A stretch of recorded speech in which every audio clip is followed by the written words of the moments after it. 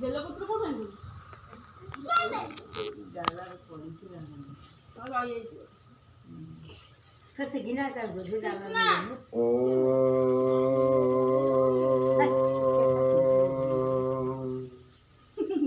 हरि ॐ नमो भगवते वासुदेवाय ॐ नमो भगवते पुरुषोत्तमाय नीलाचल निवासाय नित्याय परमात्मने बलभद्र सुभद्राभ्यं जगन्नाथाय ते नमः जगदानन्दकन्दाय सर्पविश्वनिवारक स्मरणे दुष्कृतं हरिश्री श्यामसुन्दराय नमः नारायणं नमस्कृत्य नरस्यैव नरोत्तमं देवीं सरस्वती व्यासं ततो जयमुदीरयेत् मूकं करोति वाचालं पङ्गुलं लयते गिरि यत्कृपातमहं वन्दे परमानन्दमाधवं निगमकल्पतरुर्गलितं फलसुखमृतसंयुक्तं पिबतं भागवतरसमालय मुहुरहो रसिक भुवि भावुकाः गोविंद गोविंद गोविंद पदुगळुछि मकरंद से मकरंद पान करी हेले तरिले ब्रजनारी से ब्रजनारी पୟରେ मन मोरहु निरंतरे मन मो निरंतरे रहु हा कृष्ण बोली जीव जाऊ हा कृष्ण बोली जाऊ जीव मोते उद्धार वासुदेव मोते उद्धार वासुदेव हरि ओम नमो भगवते वासुदेवाय षष्ठ स्कंद त्रयोदश अध्याय पुत्र कुमारी सची साई लुचन्ते तेजहीन होई विष्णु रखिले ता जीवन त्रयोदशर विवरण बादारायणी उवाच पुत्र होइला जहु हत शुणी हरस त्रिजगत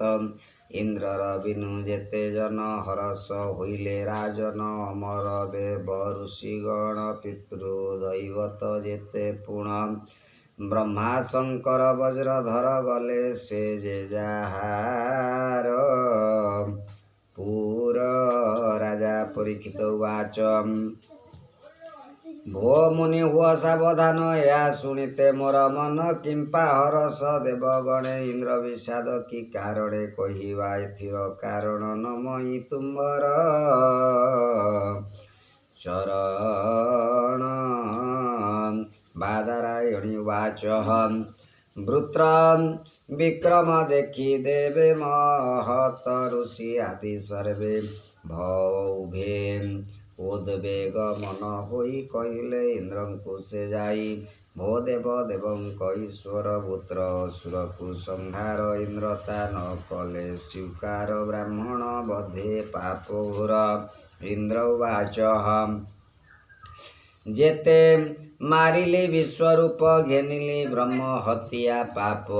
भूजल स्त्री द्रुममान पाप घेनिले दिव्यमान एवे पुत्र को विनाशी के ममते पापु निस्तरिबी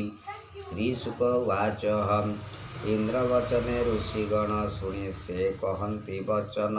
अश्वमेध यज्ञ को करी ए पाप नाशी भूत हरि महापुरुष आत्मा पर अखिल जगत ईश्वर जे देव प्रभु नारायण यज्ञ रे कराई प्रसन्न पुत्रर बधु देव वर अवहेला रे हेबु पार ब्राह्मण गुरु पिता माता जे जन आचार्यर हंता ଶ୍ୱାନକୁ ଖାଇ ଅବା ଯେହୁ ଶୁଣ କହିବା ମହାବାହୁ ନାମ କୀର୍ତ୍ତନ ଯେହୁ କରେ ସର୍ବ ପାପୁ ସେହୁ ତରେ ମହାଯଜ୍ଞକୁ କରି ତୁହି ଜପିବୁ ପ୍ରଭୁ ଭାବଗ୍ରାହୀ ତାଙ୍କ ପ୍ରସନ୍ନେ ଦେବ ବର ଦୁରିତ କେତେକ ତର ଶ୍ରୀଶୁକବାଚ ଶୁଣି ନୃସିଂହ ବଚନ ଶତ୍ରୁ ମାଇଲେ ଭଗବାନ ତକ୍ଷଣେ ବ୍ରହ୍ମ ହତ୍ୟା କଲା ଇନ୍ଦ୍ରଦେବଙ୍କୁ ଆଶ୍ରୟ କଲା ତାହାକୁ ଦେଖି ଦୁଃଖ ପାଇ ଦେବେନ୍ଦ୍ର ଗଲେ ଯେ ପଳାଇ ଚାଣ୍ଡାଳୀ ରୂପକୁ ଧଇଲା ଇନ୍ଦ୍ରର ପଛେ ଗୋଡ଼ାଇଲା ବୃଦ୍ଧା ରୂପକୁ ଧରି ସେହି ଯଖମା ରୋଗରେ ଗ୍ରସ୍ତ ହୋଇ ଶୋଣିତ ପ୍ରାୟ ବସ୍ତ୍ର ତାର ବିବର୍ଣ୍ଣ କେଶ ମସ୍ତକର ରହ ରହ ବୋଲି ଡାକଇ ଆମିଷ ଗନ୍ଧ ତାର ଦେହି ଆକାଶେ ସକଳ ଦିଗରେ ଇନ୍ଦ୍ର ପଳାନ୍ତି ଖରତରେ ଉତ୍ତର ଦିଗକୁ ସେ ଗଲେ ମାନ ସରୋବରେ ଲୁଚିଲେ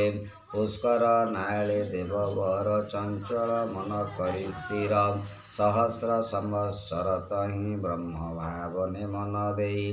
ବ୍ରହ୍ମବଧରୁ ମୋକ୍ଷ ପାଇଁ ରହିଲେ ନିରାହାର ହୋଇ ତାବତ ନହୁଷ ରାଜନ ସ୍ୱର୍ଗରେ କଲେ ଇନ୍ଦ୍ରପଣ